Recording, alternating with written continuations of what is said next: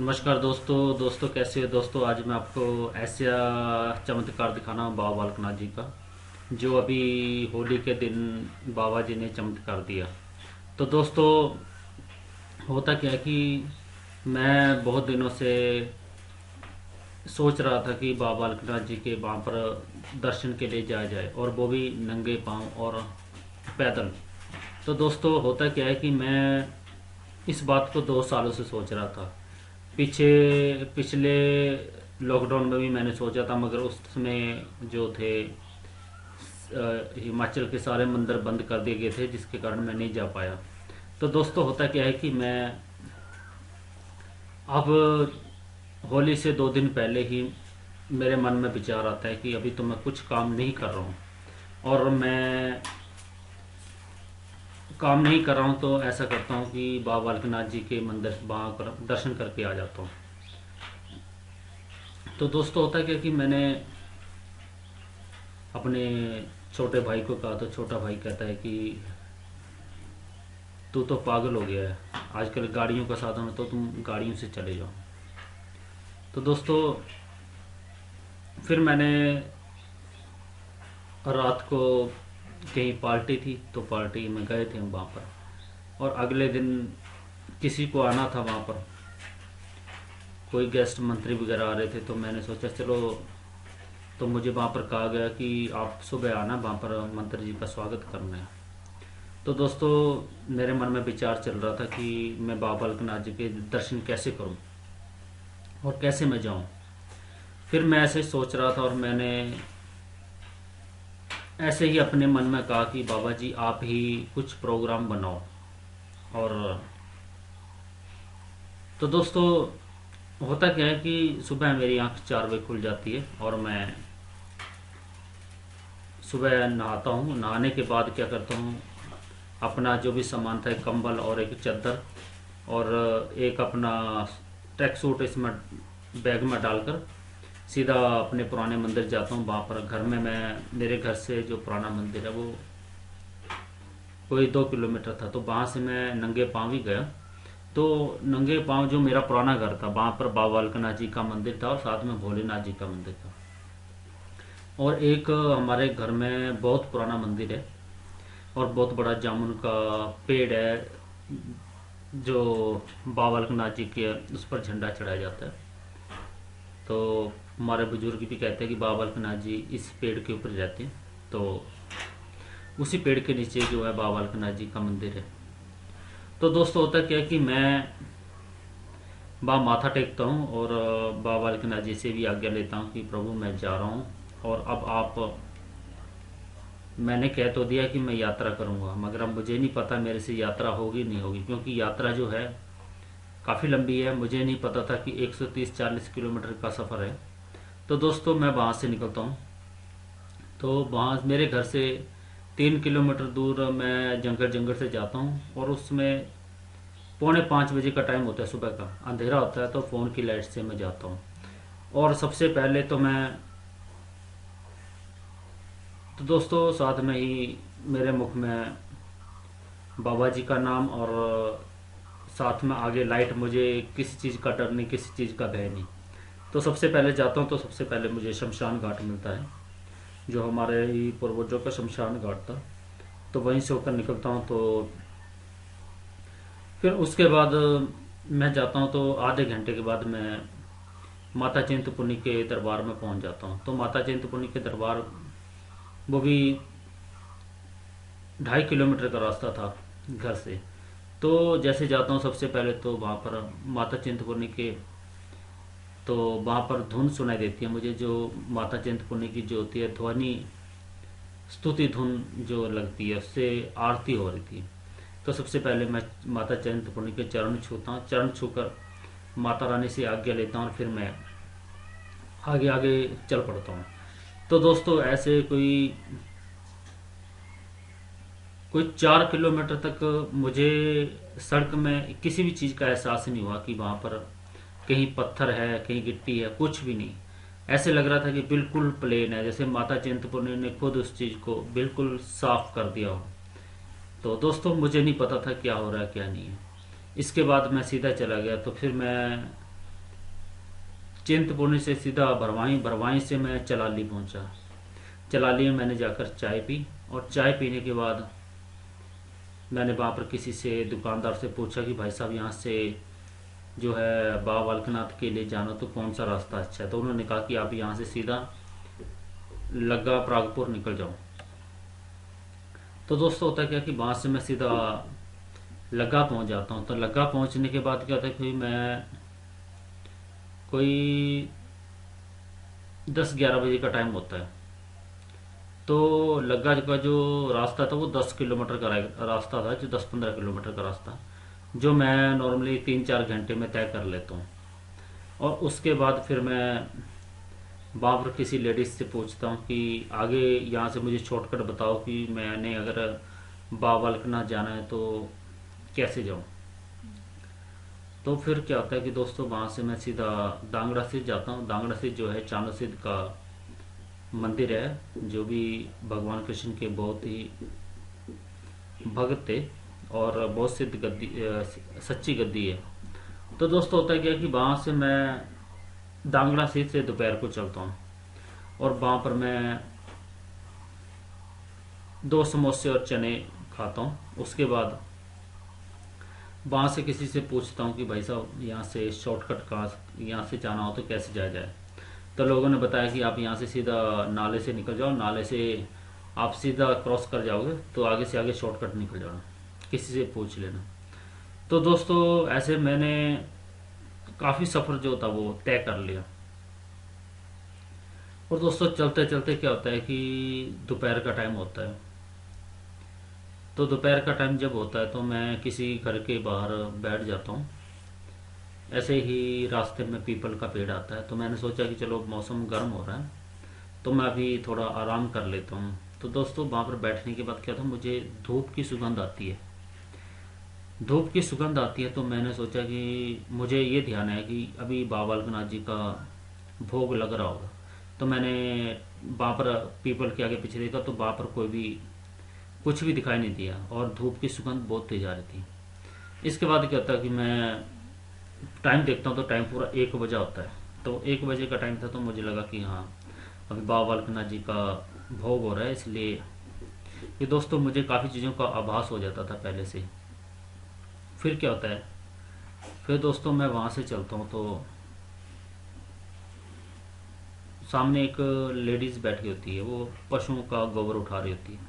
तो मैं उस लेडीज़ को कहता हूँ कि आप पानी पिला दोगे। तो वो लेडीज़ कहती है हाँ पानी पिला देंगे, आप उधर आ जाओ, घर घूम कर आ जाओ घर से। तो थोड़ा वहाँ से उठ कर जाता हूँ, तो वहाँ आगे क्या होता है कि एक थोड़ा सा वही 50 मीटर की दूरी पर ही उनका घर का गेट होता है। अंदर जाता हूँ तो गेट के पास फिर वो पानी पूनी पिलाते हैं। तो मुझे कहते हैं कि आप चारपाई के ऊपर बैठो। तो मैं चारपाई के ऊपर नहीं बैठता। तो फिर वो कहते हैं कि आप कहाँ जा रहे हो। तो मैंने कहा कि मैं बाबा बालकनाथ जी की यात्रा में जा रहा हूँ। तो ऐसा होता है कि उन्होंने मुझे कहा कि अच्छा ठीक है, तो आप ऐसा करो कि हमारे घर में आज खाना बना है, तो हमारे बच्चे ने खाना नहीं खाया है, हमारे लड़के ने खाना नहीं खाया, तो आप खाना खा लो। तो मैंने कहा चलो आप ये कह ही रहे हैं तो खाना खा लेता हूँ। तो मैंने वैसे मना किया उनको, वो कहा नहीं नहीं आप खाना खा कर ही जाओ। तो फिर क्या होता है, वो खाना खाना खिलाते हैं। खाना खिलाने के बाद क्या होता है कि 2 घर होते हैं। वो एक घर से मुझे सब्जी लाई जाती है, दूसरे घर से कड़ी और साथ में रोटी होती है, और वो दोनों ही परिवार मुझे अच्छे तरह से खाना खिलाते हैं। उसके बाद क्या होता है कि मैं खाना खाता हूँ, तो वहाँ पर मैं कोई 2 घंटे रेस्ट करता हूँ, आराम करता हूँ। तो वहाँ पर उनके घर में लेटरिन के खड्डे का काम चल रहा था, जो सरकारी जो होता है ना पैसा लगता है, मनरेगा का काम था। तो वहाँ पर मुझे कुछ उनके बुजुर्ग लगे हुए थे। तो बुजुर्ग मुझे कह रहे थे कि आप कुछ राय दो कि हमारे खड्डे में कुछ प्रॉब्लम आ रही है, पानी आ रहा है। तो मैंने उनको बताया। तो दोस्तों फिर क्या था, जैसे मैं चलने स्टार्ट करता हूँ तो मुझे उनके एक छोटी बहू थी, वो कहते हैं कि भाई साहब आप ऐसा करना, हमारे नाम का प्रसाद जो है 51 रुपये का प्रसाद बाबा बालकनाथ में चढ़ा देना। तो फिर मैंने वो पैसे लिए और अपनी जेब में डाल लिए। मैंने सोचा, मैंने उनको पूछा कि यहाँ से शॉर्टकट जाना हो। तो उन्होंने मुझे कहा कि आप यहाँ से सीधा शॉर्टकट निकल जाओ, तो आप इस रोड से सीधा आप शामतला निकलोगे। तो दोस्तों ऐसे मेरा दोपहर का खाना हो जाता है वहाँ पर। खाना जब भी होता था तो मुझे ऐसा एहसास होता है, देखो कि बाबा बालकनाथ जी ने मेरे लिए हर जगह अरेंजमेंट कर रखा है। जहाँ भी जाता हूँ मुझे खाने का अरेंजमेंट पहले जाता है। लोग मुझे खुद बुलाते हैं, आ जाओ घर में, पानी पी लो, खाना खा लो। तो दोस्तों ये एक ऐसा चमत्कार था कि जो मैं किसी को बताना नहीं चाहता था, फिर भी अब मैं गया था इस यात्रा में 4-5 दिन पहले, तो मैंने बताना सही समझा। क्योंकि ये कुछ बातें जो होती हैं, जो भगवान के भक्त होते हैं, अगर वो ऐसी लीलाओं के बारे में सुनते हैं तो वो आनंदित होते हैं। तो ये सिर्फ उन लोगों के लिए है, और ये बाबा बालकनाथ का ही चमत्कार था। तो दोस्तों वहाँ से मैं निकलता हूँ। और दोस्तों जिन्होंने मुझे 51 रुपये दिए थे, तो मैंने कभी सोचा नहीं था कि अब मैं इनको प्रसाद वापस दूंगा भी या नहीं। और फिर मैं वहाँ से चल लेता हूँ। तो वो मुझे कहते हैं कि आगे जो है रास्ता ख़राब है, आप इस रास्ते से निकल जाओ, उधर से बड़ा लंबा पड़ेगा।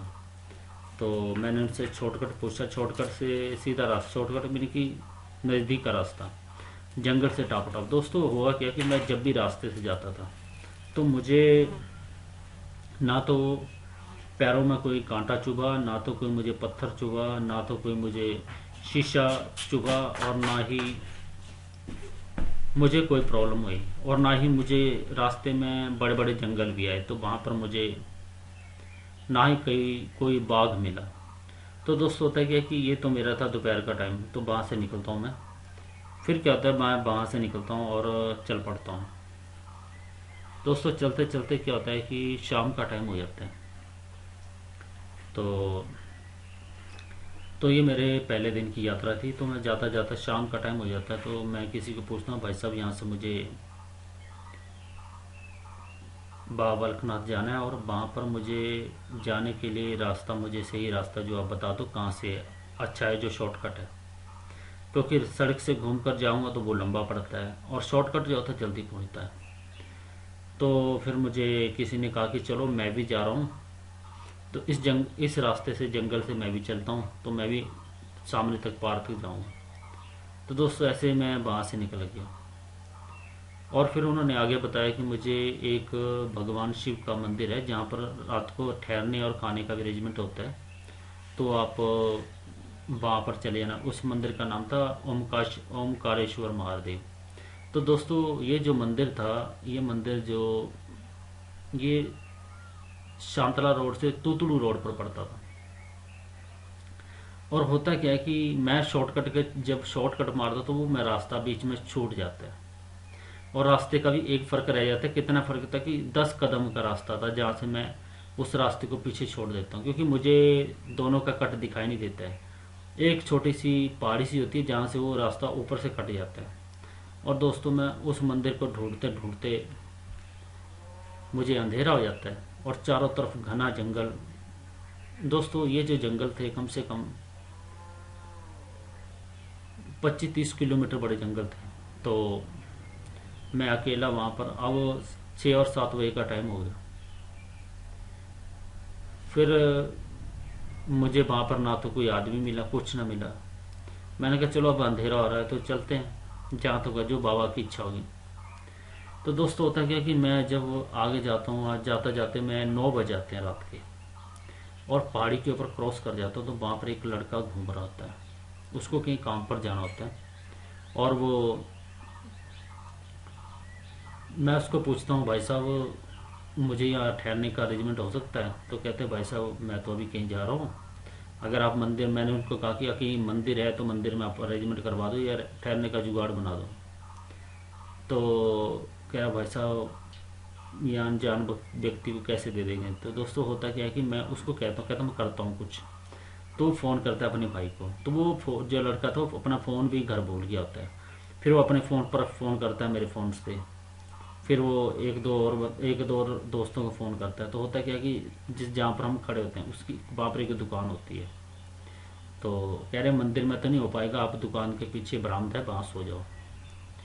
तो कह रहे कि सो आपके पास बिस्तर है? तो मैंने बिस्तर तो है। खाना, तो मैंने कहा चलो कोई बात नहीं, खाना तो कोई बात नहीं, मैं खा लूँगा बाद में। तो कह रहे खाना तो है नहीं। तो उन्होंने क्या किया, फिर उस लड़के ने मुझे, कहीं भंडारा चल रहा था, दरवाजा होता है जैसे चाणक्य जी का जो जागराता होता है ना, वहाँ होता है। तो दोस्तों ये जो जहाँ पर मैं ठहरा हुआ था, ये डिस्ट्रिक्ट कांगड़ा ही था, मगर काफ़ी पहले दिन का सफ़र जो था मेरा 60 किलोमीटर का सफ़र तय हो गया था, और मैंने कभी सोचा नहीं था कि मैं इतने किलोमीटर पहले दिन क्रॉस कर जाऊंगा। और दोस्तों होता क्या है कि जैसे ही वो कहते हैं कि आपका खाना भी आ गया, आप पहले खाना खा लो, और जैसे मैं खाना खाकर फ्री होता हूँ तो दूसरा खाना ही मुझे, जिनकी दुकान होती है वो भी खाना लेकर आ जाते हैं। तो मैंने कहा भाई साहब आप भी दे दो, 2-3 रोटी मैं उनकी वहाँ से भी खा लेता हूँ। फिर वो पूरा पन्नी जो भरी होती है चावल और सब्जी वगैरह से, तो वो फिर कुत्ता आता है, मैं उसको खिला देता हूँ। तो दोस्तों ऐसे वहाँ पर मेरा रात का रहने का जुगाड़ हो जाता है। तो ये जो मेरी थी पहले दिन की यात्रा यहाँ पर ख़त्म हो जाती है। उसके बाद क्या होता है दोस्तों, मैं अब वहाँ से सुबह फ्रेश होता हूँ। फ्रेश होने के बाद मैं फिर अपनी यात्रा के लिए रात को मैं उनको पूछ लेता हूँ कि भाई साहब ये रास्ता कहाँ से जाएगा। तो उन्होंने कहा कि आप इस रास्ते से आपने कहीं आगे पीछे नहीं जाना है, ये रास्ता आपका सीधा जाएगा बिल्कुल। तो फिर दोस्तों होता है कि मैं वहाँ से 5 बजे निकलता हूँ सुबह, और फ़ोन की लाइट जलाकर मैं जैसे 2 किलोमीटर ऊपर जाता हूँ तो वहाँ पर एक मंदिर आता है, भम्मी देवी मंदिर है। तो भम्मी देवी मंदिर जो है वो भोलेनाथ का रुद्र अवतार है, वहाँ पर भी देवी है। तो किसी राक्षस को मधुमक्खी बनकर मारा गया था, तो वहाँ पर अवतार दिया था।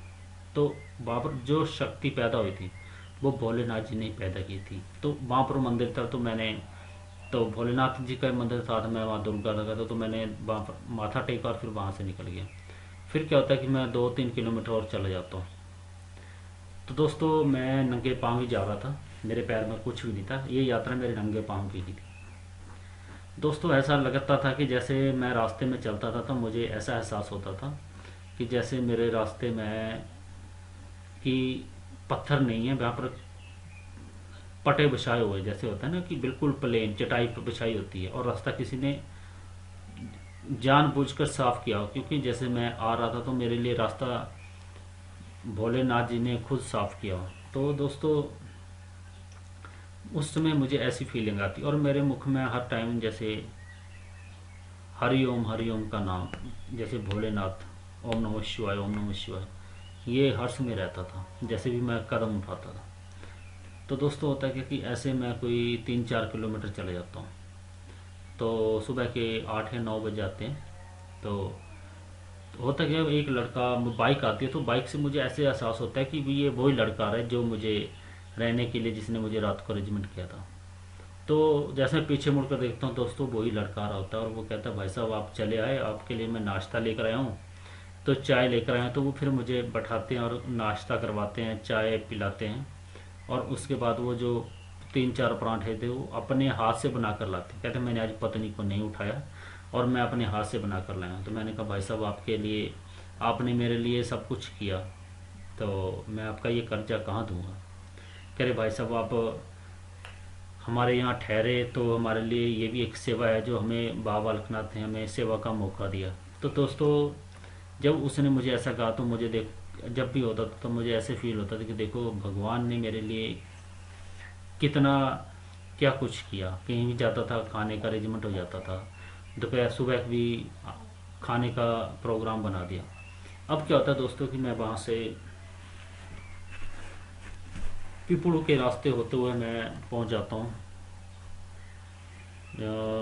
पिपलू, एक जगह का नाम है जहाँ बाबा बालकनाथ के लिए रास्ता जाता है। तो वहाँ पहुँच जाता हूँ, तो मैं ऐसे पानी होता, तो पानी में क्या करता हूँ कि वहाँ पर अपने पैरों को मिट्टी में डालता हूँ कि जिससे मेरे पैरों को थोड़ा आराम मिल जाए, क्योंकि मिट्टी लगी होती है तो उसमें चलने में मज़ा अलग होता है। वो बहुत चिकनी मिट्टी थी।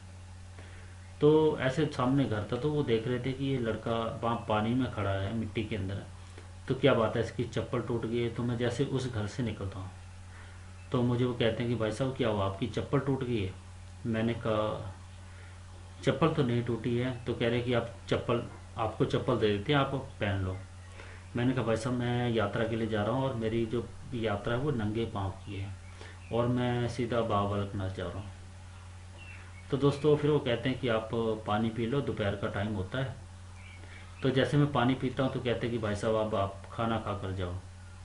और उन्होंने फिर वहाँ पर मक्की की रोटी और साथ में जो पलदा होता है, रेड़ू, कड़ी भी कहते हैं उसको, तो उससे वो रोटी मेरे को खिलाते हैं। तो दोस्तों जब वो खाना मुझे खिलाते हैं तो मुझे लगता था कि ऐसे एहसास हुआ कि देखो कि मेरे दोपहर का टाइम हो गया और मुझे दोपहर के आने से ही पहले मुझे किसी ने बुलाया और मुझे खाना मिल गया। तो दोस्तों देखो कि भगवान भोलेनाथ और भगवान बाबा बालकनाथ की कितनी कृपा थी कि मुझे कुछ भी सोचना नहीं पड़ता था और मुझे खाने का अरेंजमेंट हो जाता था। उसके बाद क्या होता है दोस्तों, मैं वहाँ से आज्ञा लेकर उनसे चल पड़ता हूँ। तो आगे मैं कोई 2-3 किलोमीटर निकल जाता हूँ तो उनको पूछता हूँ कि ये रास्ता कह रहे यहाँ से सीधे चले जाओ, आगे आप पता कर लेना। तो आगे जाता हूँ तो वहाँ पर मुझे एक नदाड़ा गांव आता है, तो वहाँ मुझे उतरना होता है, किसी ने बताया था। तो मैं वहाँ पर किसी लेडीज़ को पूछता हूँ कि मैंने कहा आंटी जी आप, मैं नदाड़ा गांव जाना चाहता हूँ, तो आप मुझे रास्ता बताओ कहाँ से जाना है। दोस्तों जिस पहाड़ी से मैं ऊपर चल रहा था वो पहाड़ी कम से 2,500-3,000 मीटर ऊंची थी और उस पहाड़ी से मुझे नीचे उतरना था जंगल के रास्ते से। वो 10 किलोमीटर लंबी थी नीचे को भी।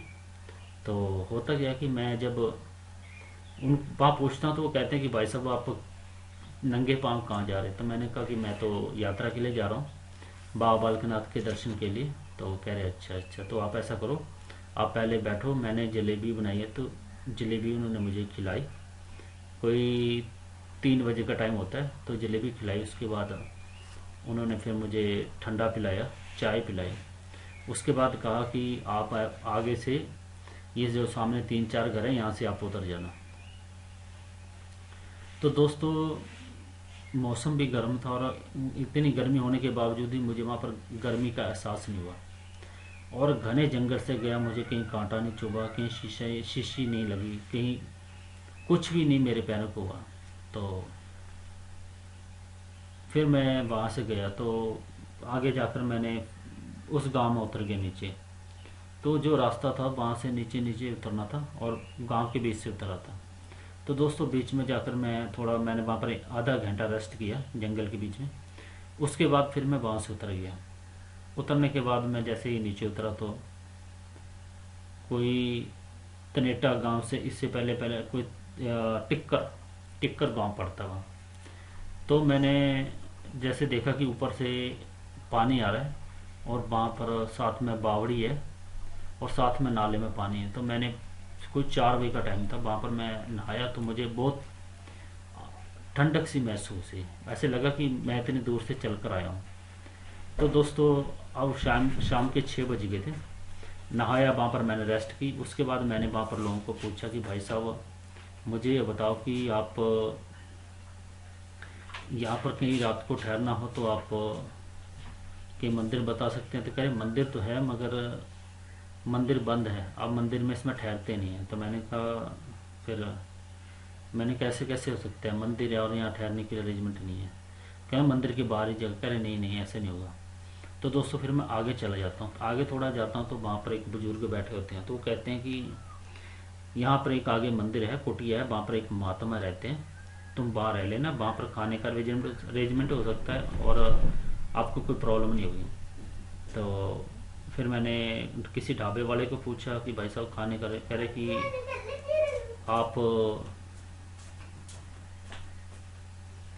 आप ऐसा करना कि ढाबे पर आप खाना तो नहीं, आगे आप ऐसा करो कि यहाँ पर मैं बना देता हूँ। मैंने कहा चलो आप बना देना।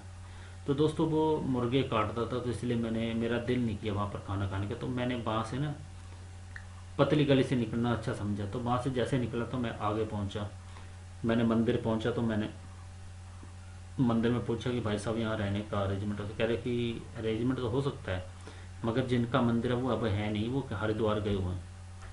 फिर मैंने उनको कहा कि भाई साहब वो नीचे एक बुजुर्ग थे, तो उन्होंने मुझे कहा कि मंदिर में रहने का अरेंजमेंट है और मंदिर हमारा ही है।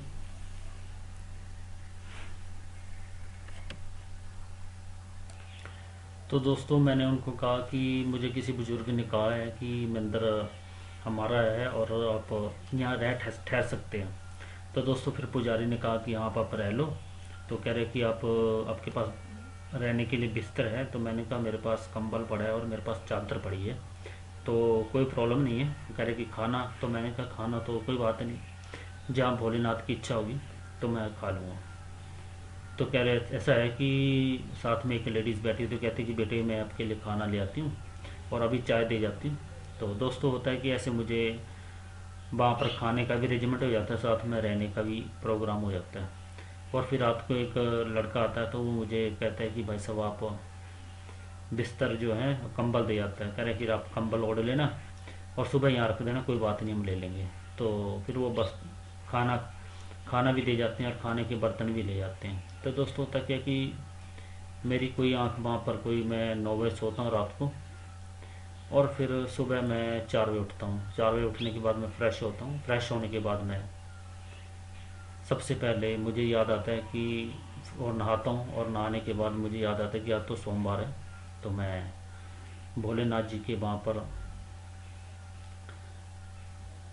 भोलेनाथ जी का स्नान करवाता हूँ। उसके बाद सभी, जैसे वहाँ पर बाबा लखन जी का मंदिर होता है, साथ में गुग्गा पीर जहर पीर का मंदिर था और साथ में माँ दुर्गा जी का, तो सभी देवताओं से मैं आज्ञा लेकर वहाँ से मैं चलता हूँ। तो दोस्तों फिर उसके बाद क्या होता है, मैं वहाँ से चलता हूँ और मैं कोई सुबह सुबह के टाइम में पहुँच जाता हूँ मैरे, हमीरपुर में पड़ता है। मैरे से पहले मैं एक रास्ता आता है, वहाँ पर पहुँच जाता हूँ। तो फिर कोई 8 बजे का टाइम होता है, तो दुकान खुली होती है, तो मैं दुकान में चाय पीता हूँ। एक बिस्किट का पैकेट लेता हूँ। चाय पीने के बाद मैं फिर जैसे उठने लगता हूँ, तो दुकानदार कहता है कि भाई साहब मैं फिर चाय बना रहा हूँ, आप चाय पी कर जाना। मैंने कहा नहीं भाई साहब, मैं चाय कम पीता हूँ, तो इसलिए अब मैं एक बार ही पीऊँगा, उसके बाद मैं चलूँगा। तो वहाँ से मैं फिर चलता हूँ। तो कह रहे कि आप कहाँ जा रहे हैं? तो मैंने कहा मेरी यात्रा है बाबा बालकनाथ की। तो कह रहे कि अच्छा यहाँ से तो अब, तो दोस्तों ये मेरी जो यात्रा थी, तीसरा दिन शुरू हो जाता है। तो वहाँ से कोई 15-20 किलोमीटर का रास्ता रह जाता है बाबा बालकनाथ का। तो दोस्तों ऐसे मैं चलता हूँ, कोई 10 बजे का टाइम होता है सुबह का। तो रास्ता सड़क में जा रहा हूँ, तो एक बुजुर्ग मुझे सामने से आवाज़ मारते हैं। कह रहे बेटे क्या हुआ, आप ऐसे नंगे पाँव क्यों जा रहे हो? तो मैंने कहा मेरी यात्रा है और मैं बाबा बालकनाथ जा रहा हूँ। तो कह रहे कि ऐसा, आ जाओ आप पानी पी लो। तो मुझे लगा कि मेरे पाँव भी थक गए थे, तो और मैं पानी पी लेता हूँ, थोड़ी देर बैठ जाता हूँ। फिर मैं उधर घर को जाता हूँ, तो उनके वहाँ पर पानी पीता हूँ। तो कहते कि अभी सुबह का टाइम है, तो हम खाना भी खाएंगे, तुम भी खाना खा कर जाओ। तो दोस्तों उन्होंने भी मुझे खाना खिलाया। तो ऐसा लगता था कि जैसे बाबा बालकनाथ ने ये सब चीज़ें मेरे लिए अपने आप कर रहे थे, वो कि जहाँ भी जाता था वो मुझे खाना खिला देते थे। तो दोस्तों ऐसा होता है कि वहाँ से फिर मैं उन बुज़ुर्गों से, वो मेरा नंबर लेते हैं और वहाँ से मैं उनसे आज्ञा लेकर वहाँ से चलता। तो उन्होंने कहा कि अब आप यहाँ से शॉर्टकट चले जाओ। यहाँ से कोई, जो बाबा बालकनाथ जी का मंदिर है वो बड़सर कोई 10 किलोमीटर रहता है। तो दोस्तों 10 किलोमीटर का रास्ता मैं चलता हूँ। सबसे पहले तो खेतों से निकलता हूँ, खेतों से फिर वो बड़ी पहाड़ी होती है, पहाड़ी पर क्रॉस करता हूँ और मैं फिर बड़सर निकल जाता हूँ सीधा। तो बड़सर जैसे पहुँचता हूँ, तो बाबा बालकनाथ जी के और भक्त भी वहाँ पर देखने को मिलते हैं। तो फिर मैं चलता हूँ, धीरे धीरे चलता रहता हूँ, क्योंकि अब वहाँ से जो रास्ता था 1-1 किलोमीटर कम हो रहा था, अब वहाँ से रास्ता कम हो रहा था। कोई आगे 5 किलोमीटर का रास्ता रह जाता है। तो वहाँ पर क्या होता है, एक आगे पुल आता है। तो दोस्तों होता है क्या कि एक बड़ी पहाड़ी आती है, जो वहाँ पर क्या होता है कि जैसे मौसम जो है ठंडा हो गया, कोई 2:30-3 बजे का टाइम होता है, और कि मैं जैसे चल रहा था, तो मुझे एक सामने कोई 12 साल का लड़का दिखता है। वो हाथ में झोली चिमटा और सामने सड़क के ऊपर बैठा होता है, तो मुझे देखकर मुस्कुराता है और फिर मुझे बुलाता है कि जय बाबे जी और इधर आओ। तो दोस्तों मैं जैसे उसको देखता हूँ तो मेरे मन के अंदर वो आता है कि देखो कि सबसे पहले तो मैं उनका चेहरा देखता हूँ। चेहरे पर उनका जो तेज था, ऐसे लगता था कि मानो जैसे कि साक्षात बाबा बालकनाथ जी ही बैठे हैं। वो मुझे कहते हैं कि पानी पिलाओ। तो दोस्तों मेरे उसमें बोतल में पानी होता है, तो मैं पानी उनको पिलाता हूँ। पानी आधा ही गिलास होता है, तो कह रहे पानी पिला दो। फिर उसके बाद कहते हैं कि यहाँ ये बताओ कि अब तुम्हें क्या चाहिए, सुख चाहिए, पैसा चाहिए। तो दोस्तों होता है क्योंकि मेरे मन में किसी चीज़ का विचार नहीं आता। मैं कहता हूँ कि बाबा जी मुझे सिर्फ आपका साथ चाहिए, और कह रहे कि जाओ तुम्हें सब कुछ मिलेगा। तो दोस्तों उनका जो बर्तन था, उस जो हाथ में जोड़ी चिमटा लिए वो बैठे हुए थे, उस बच्चे का जो तेज इतना तेज था कि ऐसे लगता था कि जैसे साक्षात बाबा बालकनाथ बैठे हैं, और वो बाबा ही थे। फिर बाँस से मैं आगे लेकर बाँस सीधा मैं चल पड़ता हूँ। तो दोस्तों ऐसे मुझे रास्ते में बाबा बालकनाथ जी ने दर्शन दिए। और जब मैं बीच में रास्ते में चलता हूँ तो देखो कि मेरे मन में विचार आता है, देखो कि कितना मैंने कितने पाप किए और मुझे बाबा बालकनाथ ने रास्ते पर इतना लंबा सफ़र तय करके आया, और कहीं भी मुझे कुछ भी नहीं मिला रास्ते में। ना मुझे पत्थर चुभे, ना मुझे कांटे चुभे, और मैं बिल्कुल चले जा रहा हूँ, चले जाना, मेरी शरीर में कोई प्रॉब्लम आई। तो दोस्तों बाबा बालकनाथ की इतनी कृपा थी कि मैं वो 130 किलोमीटर रास्ता ऐसे तय कर गया कि मुझे पता नहीं चले कब मैं बाबा बालकनाथ शाहतलाई पहुँच गया। और जब मैं शाहतलाई पुल के पास पहुँचा तो मैंने वहाँ से पता किया, तो कहते कि अभी 3-4 किलोमीटर है, तो आप इस रास्ते से शॉर्टकट चले जाओ। तो दोस्तों शॉर्टकट से जब मैं जाता हूँ तो उस नाले में पानी भी था और पत्थर भी थे, मगर मुझे ना तो पत्थर चुभते थे, ना तो गिट्टी थी, पत्थर कुछ भी नहीं चुभता था। और मैं फिर उस नाले में नहाया। नहाने के बाद मैं सबसे पहले वहाँ पर नाले के बीच में कुछ 4-5 शमशान घाट पड़ते थे, तो वहाँ से गुजरा मैं अकेला, बिल्कुल मुझे कुछ भी नहीं मिला, न ही किसी चीज़ का डर था। ऐसे लगता था कि जैसे साक्षात बाबा बैद्यनाथ मेरे साथ चले हुए हैं। तो दोस्तों जैसे मैं शाहतलाई पहुँचता हूँ, तो शाहतलाई पहुँचता हूँ तो शाहतलाई पहुँचते ही मेरा शरीर जो है भारी हो जाता है और दर्द हो जाती है, क्योंकि इतनी दूर से तो मुझे कुछ भी पता नहीं चला, क्योंकि जो मेरा बैग था कुछ बीच में मेरे से बैग उठाया नहीं जा रहा था, और भी 10-15 किलोमीटर से बैग ना, मुझे कुछ भी पता नहीं चला कि बैग मेरे कंधे पर है कि नहीं। तो दोस्तों ऐसा लगता था कि वो बाबा बालकनाथ मुझे मेरे बैग को ही उठाकर चल रहे थे, मुझे भी उन्होंने उठा रखा था, तो मुझे सफ़र का पता नहीं चला। और जब मैं माता रत्नों का दरबार आ गया तो वहाँ पर मैंने कोई 100-200 मीटर का रास्ता था, तो वो मुझसे तय नहीं हो रहा था। ऐसे लग रहा था कि शरीर भारी हो गया मेरे से नहीं, क्योंकि बाबा ने मुझे वहाँ छोड़ दिया कि भाई जाओ अब अपनी मर्जी, अब तुम इतना तो रास्ता तय कर सकते हो। तो दोस्तों वहाँ पर मैंने माता रत्नों के दर्शन किए। उसका दर्शन करने के बाद फिर मैं गरुणा झाड़ी पहुँचा। तो गरुणा झाड़ी पहुँचा तो मैंने वहाँ पर गरुणा झाड़ी के भी दर्शन किए। दर्शन करने के बाद मुझे जैसे बाहर निकला तो एक लड़का कहता कि भाई साहब यहाँ पर 100 रुपये का कमरा मिलता है, तो आपने लेना होगा तो बता देना। तो दोस्तों जब मैंने वहाँ से माथा टेक कर मैं कमरे का पता करता तो मुझे वहाँ पर कहीं कमरा ना मिले। फिर लास्ट में मैं उस लड़के के पास जाता हूँ और उससे पूछता भाई साहब कहाँ पर 100 रुपये का कमरा है, तो वही कमरा मुझे मिलता है। और दोस्तों ये तीसरे दिन का सफ़र मेरा ख़त्म हो जाता है। जब चौथे दिन सुबह उठता हूँ तो मैं सबसे पहले नहाता हूँ। नहाने के बाद मैं गरुणा झाड़ी जाता हूँ, क्योंकि गरुणा झाड़ी के पास ही मैं ठहरा था। उसके बाद फिर मैं माता रत्नों के दर्शन करता हूँ। उसके बाद फिर मैं सीधा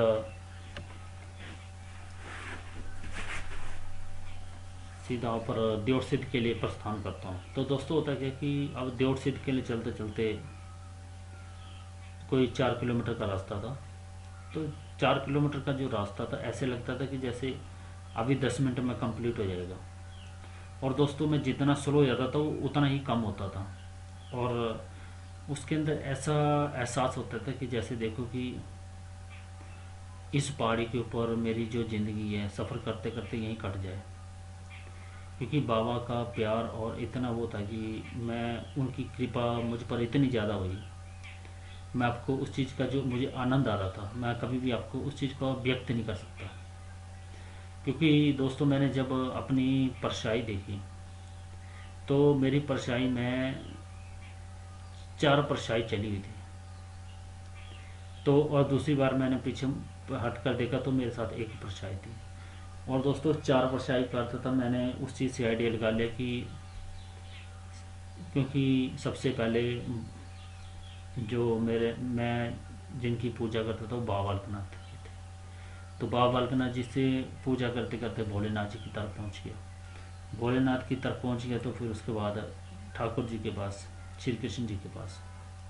तो दोस्तों और वहाँ पर होता क्या था कि जैसे मैं जब भी जैसे जब आप यदि बोलता हूँ बाबा बालकनाथ का नाम लेता तो मुख से ओम नमः शिवाय निकलता था।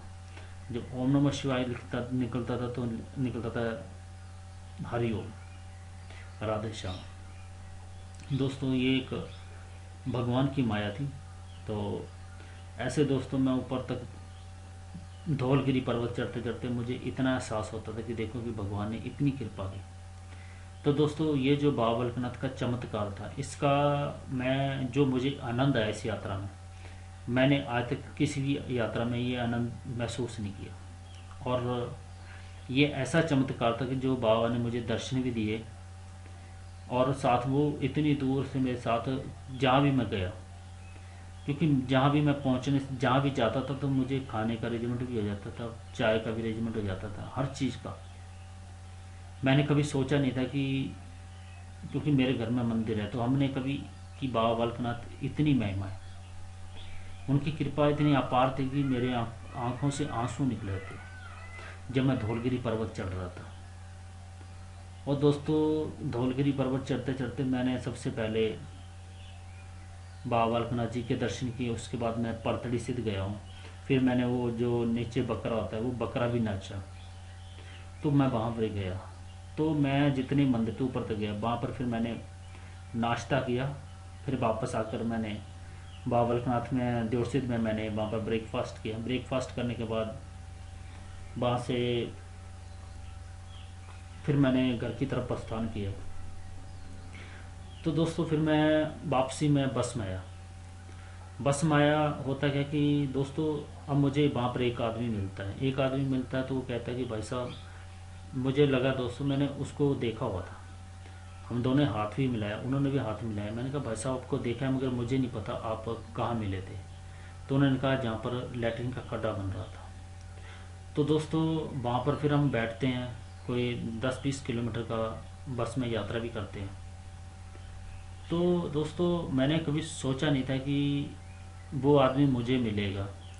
वो आदमी कहाँ से था जहाँ पर किसी लेडीज़ ने मुझे 51 रुपये दिए थे प्रसाद के लिए।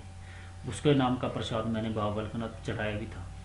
और वही जब मुझे याद आता मैंने कहा भाई साहब आप प्रसाद ले जाना, उनका प्रसाद आया हुआ है और आप उनके घर पर दे देना। तो दोस्तों ऐसे उस लेडीज़ का प्रसाद भी उसके घर पहुंच गया। तो बाबा की इतनी कृपा थी कि मैं अपने घर तक मुझे नहीं पता चला कैसे पहुंचा, क्या हुआ। तो दोस्तों और इस यात्रा में मुझे इतना आनंद आया, अब दिल करता है कि ऐसी यात्रा में हर बार करूं। तो दोस्तों ये एक बाबा बालकनाथ का ऐसा चमत्कार था जिसको मैं ना तो व्यक्त कर सकता हूँ, इसका आनंद हो सकता है मैं पूरी ज़िंदगी ना, क्योंकि एक कहानी बताना एक बनाना बहुत अलग बात होती है। जिस आदमी ने यात्रा की है वही जानता है उसके साथ क्या घटित हुआ। तो दोस्तों मैं चाहता हूँ कि जो भी लोग इस कहानी के ऊपर कमेंट ना करें प्लीज़, क्योंकि धर्म कोई भी हो, ये सिर्फ मैंने उन लोगों के लिए बताने के लिए कहा जो भगवान के भक्त होते हैं।